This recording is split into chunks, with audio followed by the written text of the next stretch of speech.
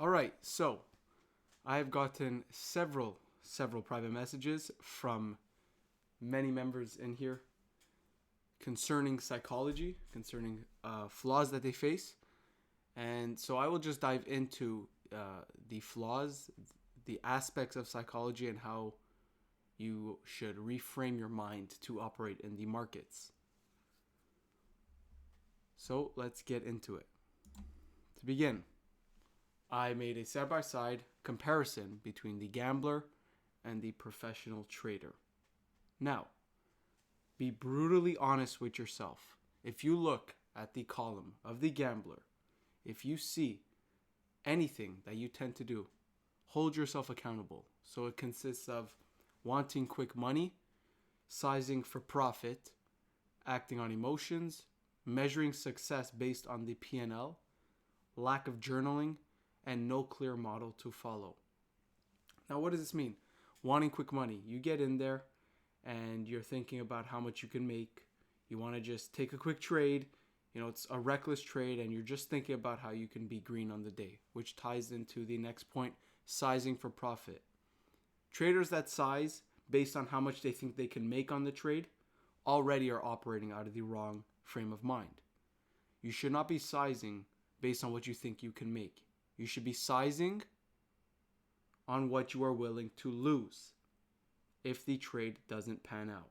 So let's say you're only willing to risk $100, $1,000, $10,000. It depends on what you're willing to risk, what you're comfortable with.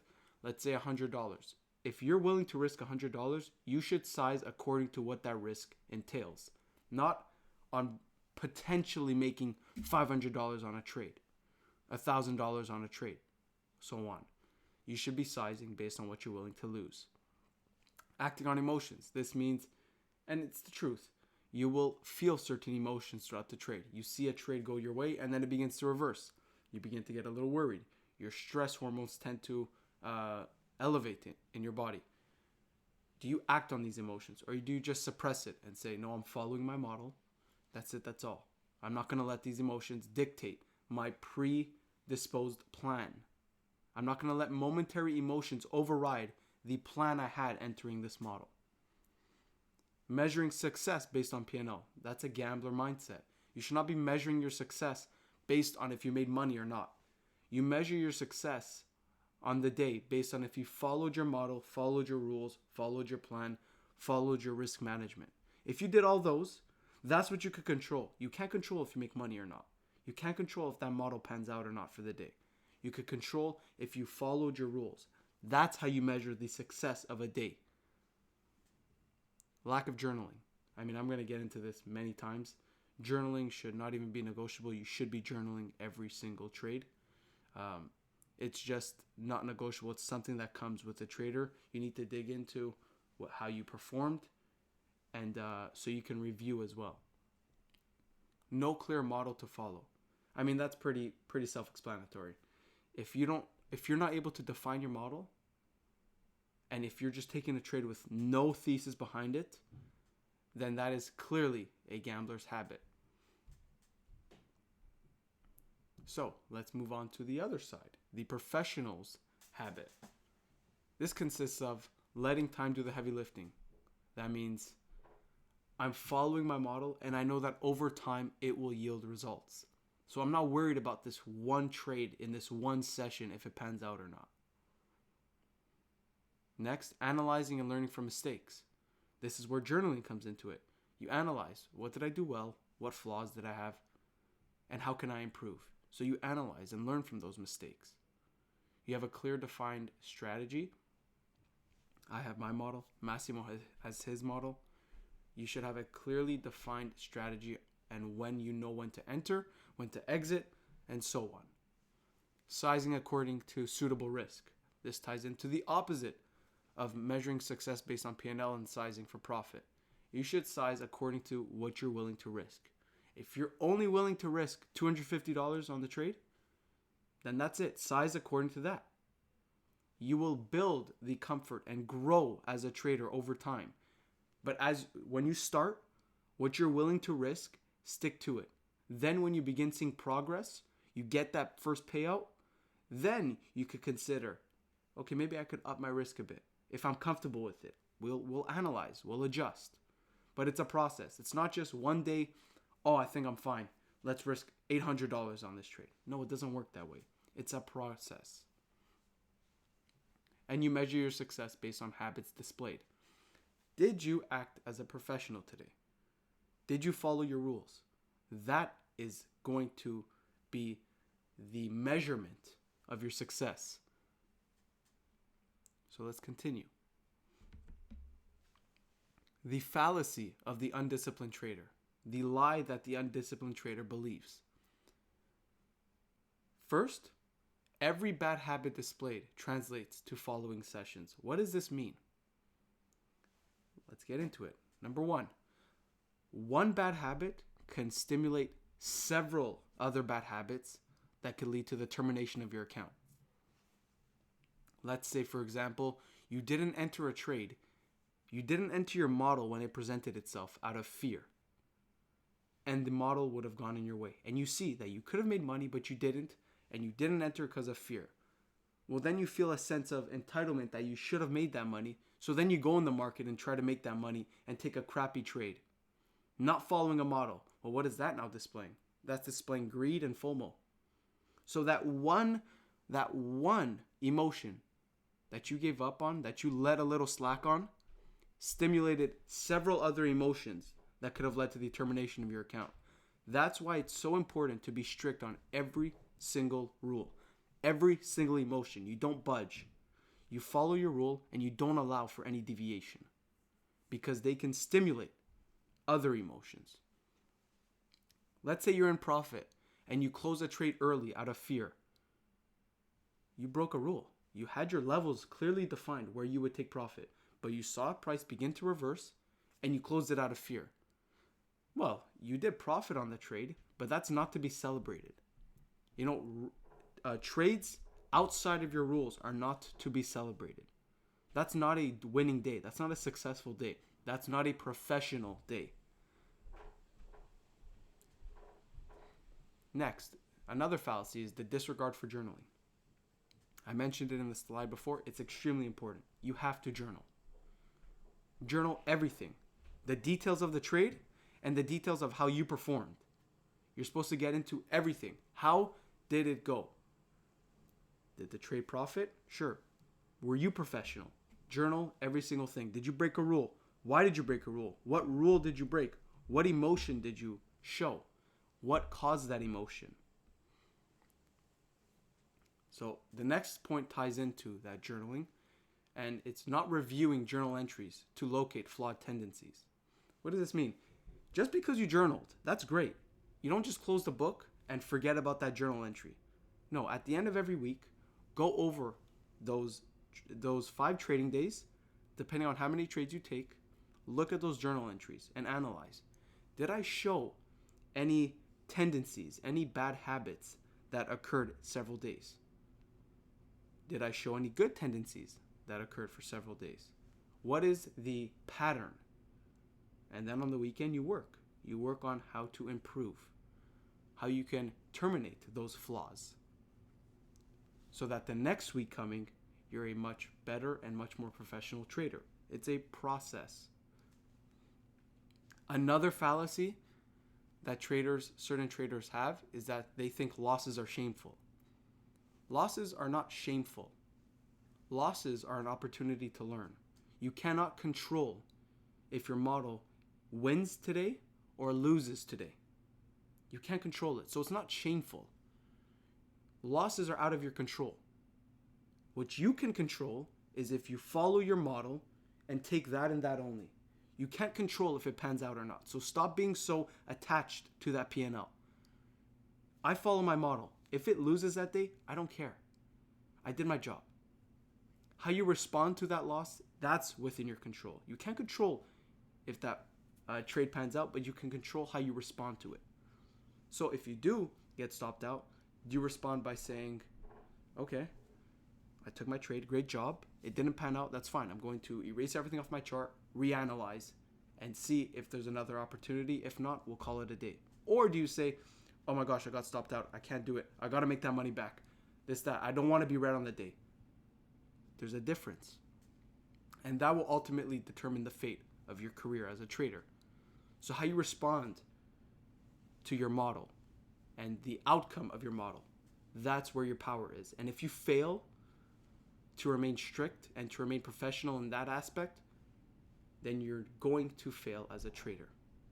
So you have to be strict in that sense. So let's move on to the next slide. How to engineer conviction. So this is a Q&A that you can ask yourself. Number 1, do you have a proven strategy?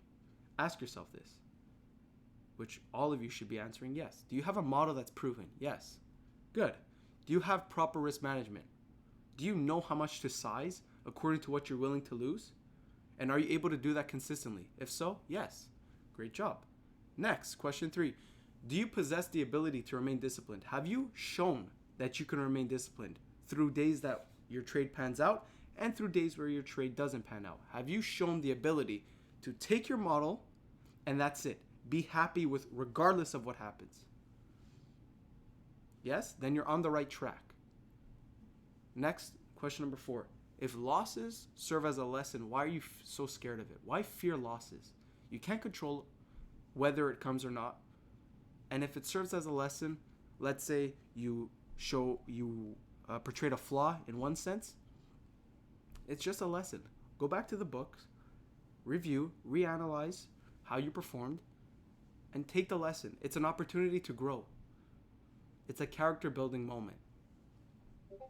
And so question 5, if losses are out of your control, why be ashamed? You know, it's something that you can't control whether it happens or not. You follow your model. If it doesn't pan out, there's nothing to be ashamed of. Don't be tricked by social media and this industry where they show just their wins and that they're perfect. No, every trader takes losses. They're just not showing you when they take their losses. Okay? I'm showing you live. You see me every morning. Last week, I took 1 loss and 1 win. Monday, I took a loss. I didn't go off the ropes. It's okay. I followed my model. It didn't pan out. Tuesday, I didn't get an entry. Wednesday, I didn't get an entry. I wasn't frustrated. I'm down on the week. I'm not frustrated. Thursday, perfect analysis on what the market would do. I analyzed the market to a T Thursday, and no entry came. I didn't go off the ropes. It's fine. Great job on your analysis. That's how I see it. Great job. No setup came. It's all good. Friday, perfect analysis once again. I missed the first and main move I wanted to see. Then my setup came, and I took it. And we caught full profit. Everyone in there alongside me. Again, I waited from the whole week till Friday to catch a winning trade. And I wasn't worried about it. Even if I didn't get a setup on Friday, it's okay. Because the market's not going anywhere. So there's nothing to be ashamed of. You take a loss, you follow your model, that's your job. Losses will come, wins will come. That's it. Be content with following your model regardless of the outcome. Control the controllables. The controllables are how you respond to market information. If you take your model, how you respond to the outcome of your model, and so on. But you can't control the fate of your model for the given session. So I have a question in chat. Could you make a video in the future how you journal and then analyze your trades, how you take notes, what you write, how you use that in future trades? Yes, of course. I will have a presentation on journaling. I will be getting into that. So yeah, I will be making a slideshow on that as well. So don't worry, X Factor, I got you. All right, so moving on. Now, I just used an example here to recognize your strengths versus weaknesses. This is something I did in the past as well. Recognize the patterns that you show in the market. What are your strengths? So I used a couple examples. Let's say you're very patient. You wait for your model. That's good. That's a strength you can identify. Give yourself credit where it's due. Okay, don't always just beat yourself down about what you're not doing well. Look at what you are doing well as well. Give yourself that credit. Your risk management, let's say. Let's say you're risking according to what you're comfortable losing. Great job. That's amazing. You follow your model. Great job. So give yourself credit where it's due. But then also, don't be ignorant to your weaknesses, because those are the things you need to improve on. It's not something that you should look at as a bad thing. No, look at it as an opportunity to grow. Change how you frame your mindset about it. Remove negativity from your mind and see it as an opportunity to overcome, to grow. Let's say a bad loser. Let's say you take your model, you lose, and you just can't accept it. So you go off the ropes and you try and make it back. That's a weakness. You have to work on terminating that. Let's say fear of losing. Let's say you're scared to lose, so it affects how you trade. You have to terminate that. You have to dig and find the cause of that. And let's say you're euphoric after a win streak. You feel untouchable. And so you become reckless. Well, that's a weakness that you need to dig into as well. All these things are potential obstacles that can terminate your account that you need to constantly, and I mean constantly, it'll never go away. You need to constantly work at. Your strategy, once you know your strategy, you don't need to constantly work at it. You can have a backtest session every now and then.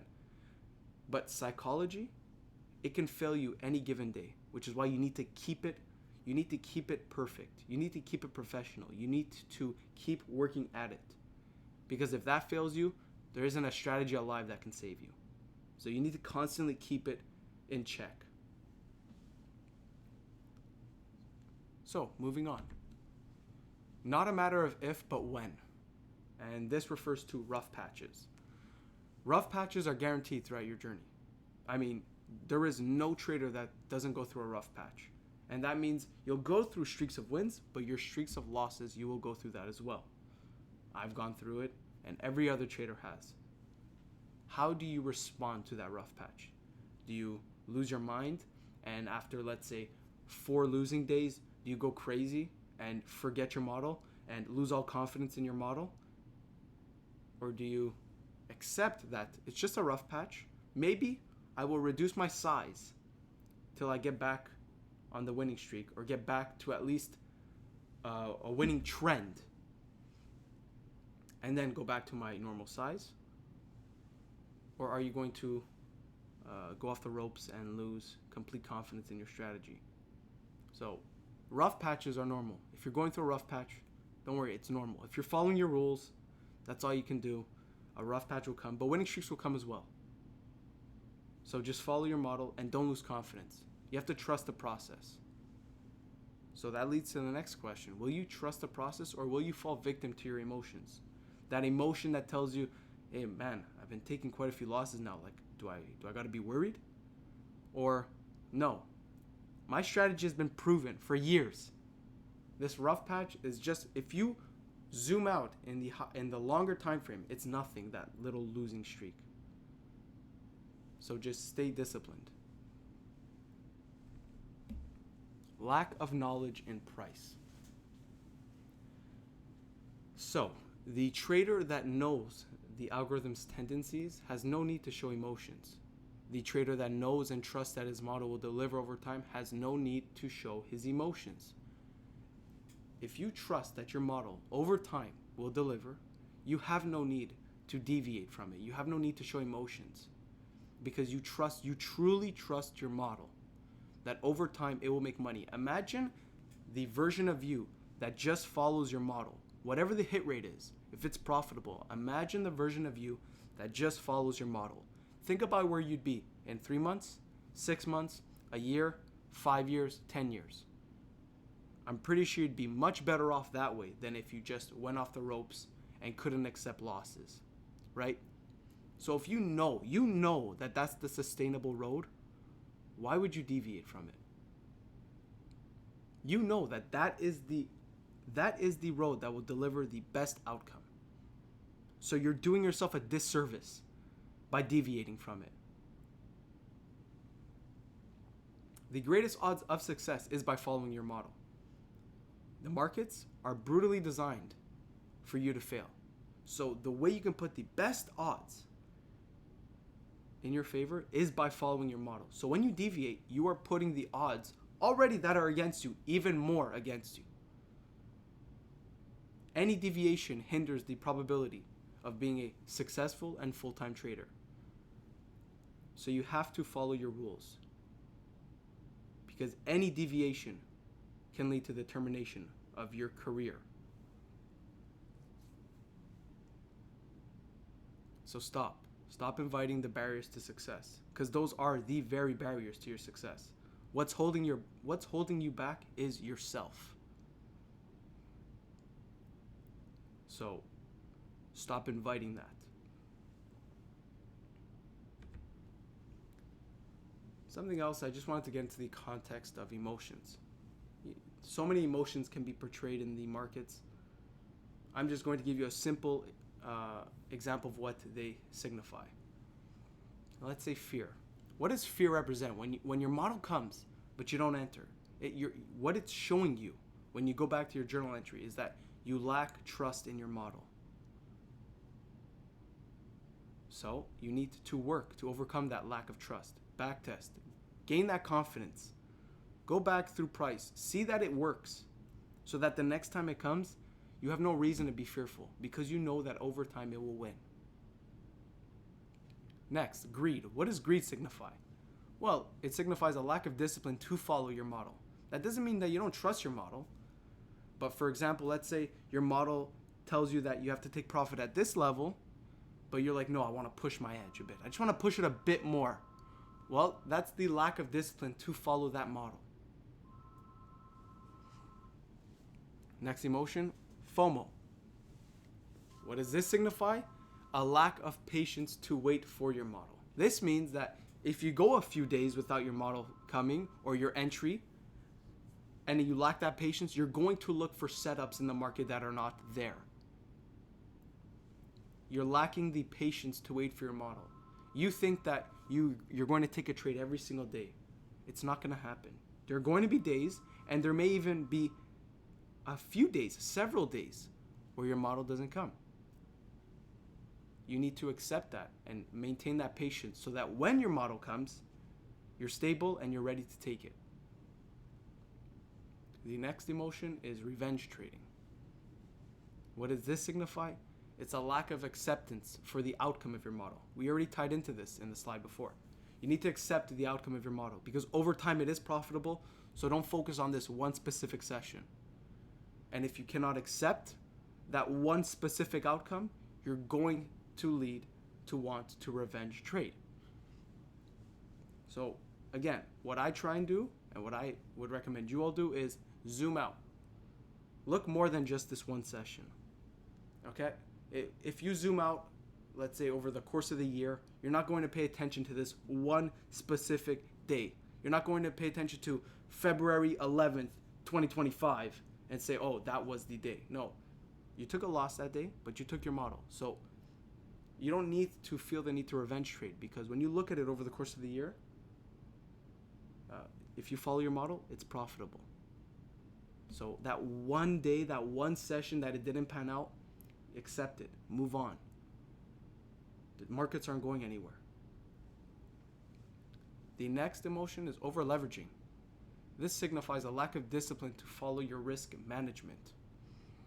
This means that you don't operate with proper risk management. You operate with, like I mentioned in previous slides, what you think you can make on the trade. And then if that trade doesn't pan out and you get stopped out and you look and see your drawdown, you're going to be shocked, because it's much more than you were willing to accept. And what is that going to stem? The one I just mentioned previously, revenge trading. So this one flaw stimulates other flaws. So all these emotions you have to suppress. Euphoria, next one. Euphoria means, let's say you go through a winning streak, you feel like you're above the markets. Like, oh, I'm untouchable. I'm going to keep winning. We're going to keep making money. No one can stop me. And then when you get hit with that loss, you're going to be shocked. And what is it going to do? It can lead to other emotions. Revenge trading, fear. Because when you're shocked and you revenge trade and you lose and you blow that account, then you're going to be scared. You're going to be scared to enter that next setup, because you've created scar tissue. So euphoria represents a lack of humility to remain level-headed. You're going to go through winning streaks. How do you react to that? How do you remain level-headed? How do you humble yourself to tell yourself that, yes, this is great, great job. Give yourself the props, but don't deviate now. This is the test. This is the lesson. And do you want to make that lesson much harder than it needs to be? Or do you want to make it as painless as possible? Well, you can make it as painless as possible by remaining level-headed. Identify that, yes, I'm on a winning streak. I'm doing great. But don't let yourself boost your ego that you're above the markets, because the markets will humble you. If you do not humble yourself, the markets will humble you. So stay humble at all times. So I listed about, 6 emotions there? If you are feeling any of these emotions, dig into it. Why? I'm telling you what it signifies there. And so dig into it. Dig into what's causing it, refine your craft, and figure out how you can overcome it. And set your rules down. Define your model on a piece of paper. I want you guys to define your model, define your risk tolerance, and then define the rules that you're going to follow, in the sense that when your model comes, you take it and you focus on establishing good habits. That is your job. And whatever the model does that given day, you close the chart after and you're happy because you acted as a professional trader for that day. So that's a winning day. I don't care about the P&L. How you performed is what matters. Because if you performed like crap and you got lucky and made money one day, don't worry. You think it's acceptable? Oh, I'm not going to journal. I'm not going to correct it. Don't worry. The market may have given you that money for that given day, but it's taking it right back and much more in the future. So remain level-headed. That is the main lesson. You have to remain level-headed through everything. So, a refinement plan. How can you plan to upgrade as a trader, as a professional? This is what I did in my development years ago. I put countless hours into a doc. I would recommend you open a doc dedicated to overcoming your psychological flaws. Dig into yourself in this doc. List your flaws. List your tendencies. What emotions you tend to portray. And find the root cause. Why am I acting this way? What is causing me to act this way? Why do I feel obligated or owed money from the markets when the market doesn't owe you nothing? You have to go out there and take it. But you have to take it like a professional. So dig into your flaws.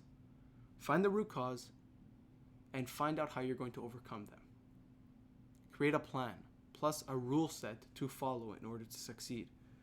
Like I mentioned in the slide before, define your model, define your risk tolerance, and define your rule set. And that rule set means you follow your model and your model only with the proper risk management.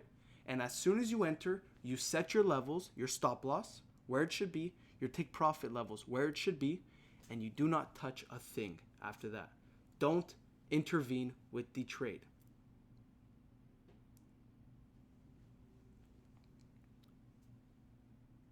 And then, I already covered step 4. So step 5 is let time do the heavy lifting. That is the most important aspect. Let time do the heavy lifting. Trust in the process. Trust that over time, your strategy will yield results. And you're only hurting yourself if you deviate.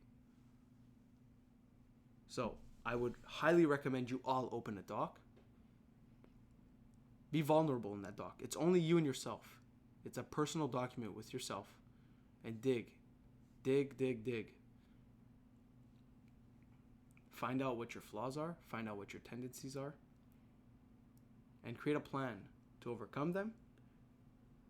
And create a plan to remain disciplined. That means when you feel emotions, you suppress them. Because what's more important is being a sustainable trader rather than making money on this given trade. The more sustainable road is being professional and following rules rather than making money on this one very trade. This one very trade in this one session does not define your career. It doesn't determine the fate of your career. But if you disrespect all your rules, you're making that road to profitability or success much, much, much harder. Much more arduous than it has to be. So, before we open this, I just have to ask, is there any questions that you guys have to ask pertaining to this slideshow?